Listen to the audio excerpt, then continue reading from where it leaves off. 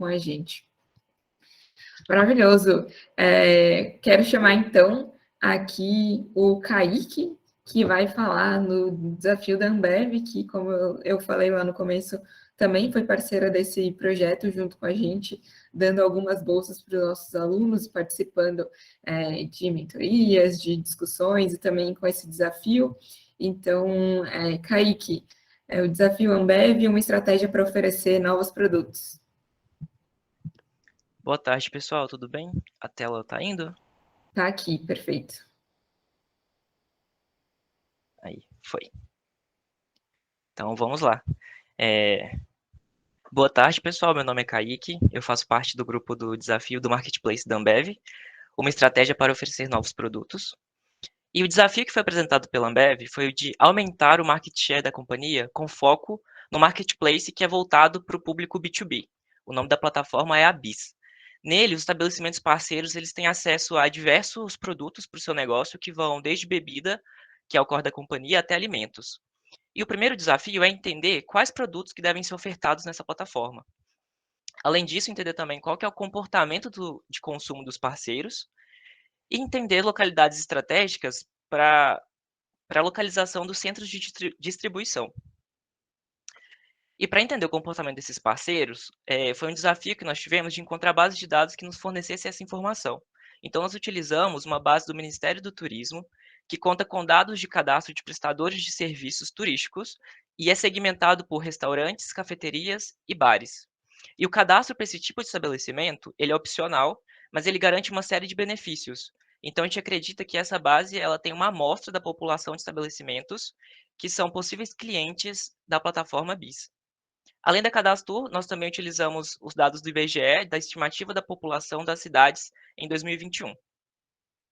Os dados mais relevantes para nossa análise da base Cadastur são o CNPJ, que é o identificador único que vai trazer as informações sobre o estabelecimento, a localidade, que é a cidade e o estado que a empresa foi registrada, e o tipo de estabelecimento e a especialidade, que ela nos diz se é um bar ou um restaurante, por exemplo, e qual que é a especialidade gastronômica desse local.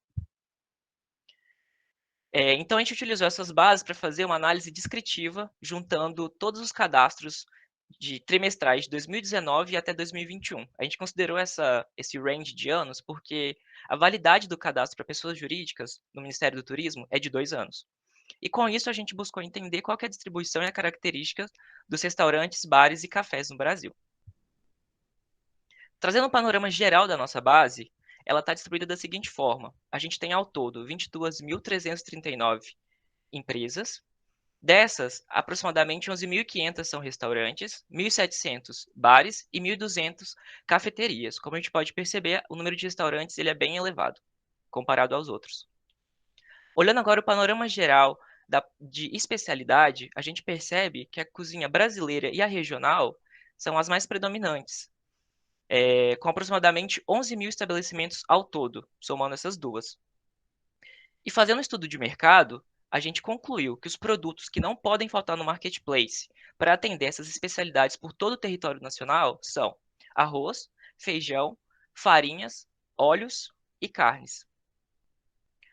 Agora, excluindo essas duas especialidades que são as mais predominantes e olhando as outras, a que está na frente é a especialidade italiana.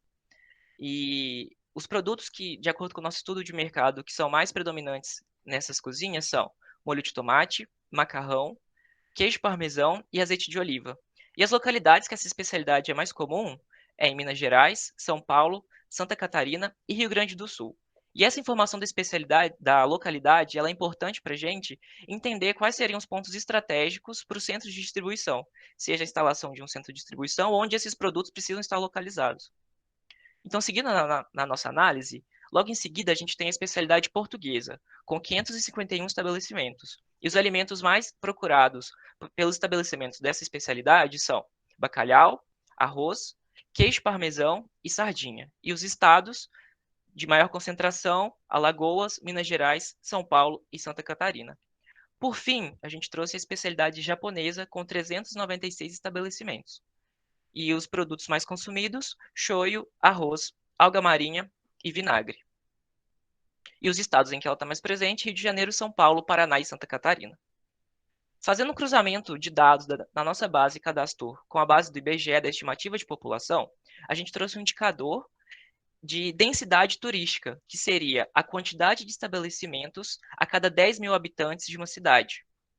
E fazendo um filtro para trazer somente as cidades que têm mais de 100 mil pessoas de habitantes, a gente chegou a uma lista das cidades com a maior densidade turística. E as principais que nós destacamos são Maceió, Alagoas, Arapiraca, em Alagoas também, Lages, em Santa Catarina, Caraguatatuba, em São Paulo, e Florianópolis, Santa Catarina. E a vantagem de ter essa lista de cidades com maior densidade turística é que a gente pensa que elas são pontos estratégicos para ações promocionais dentro do próprio marketplace da Ambev. Além disso, também seria possível realizar ações promocionais voltadas para o turismo, já que esses locais são onde a gente conseguiu encontrar a maior concentração de estabelecimentos. Então, por exemplo, seria um lugar para a Ambev poder trazer eventos e patrocinar eventos nessas regiões.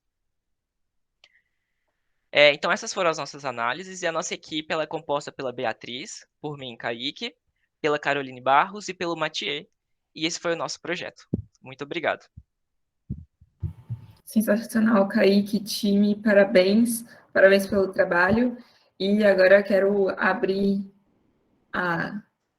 o espaço para os nossos experts. Carly, por favor.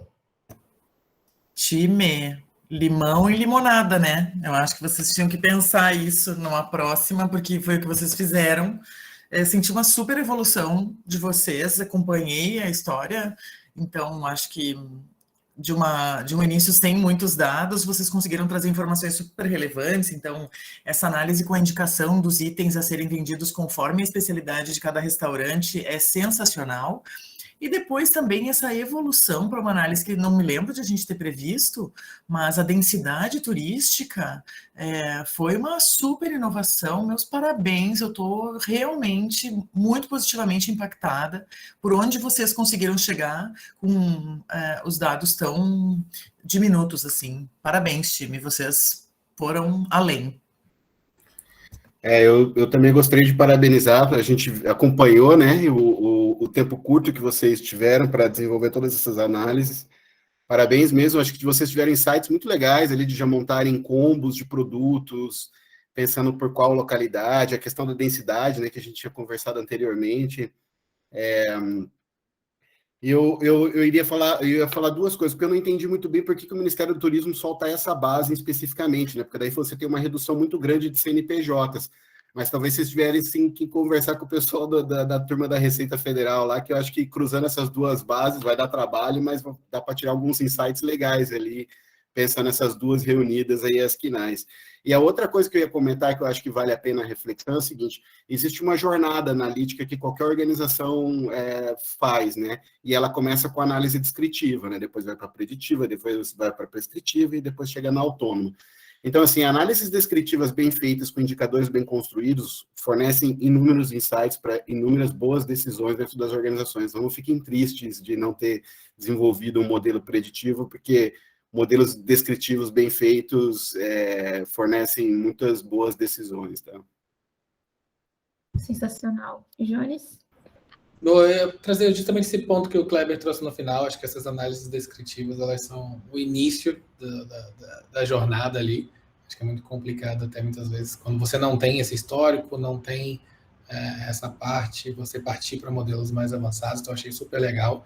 E reforçar que eu achei o storytelling muito legal. Então, assim, acho que desde o primeiro slide ao último slide, como as coisas estavam conectadas, como que vocês foram construindo ali até chegar na última conclusão, no último dado, no último slide ali. Então, acho que a maneira como vocês fizeram isso chamou bastante atenção. A apresentação, ela estava não só visualmente bonita, mas ela estava visualmente bonita, mas ela também tinha conteúdo por trás daquilo ali que vocês estavam mostrando. Então, acho que é uma coisa bem bacana também. Parabéns para todo o time.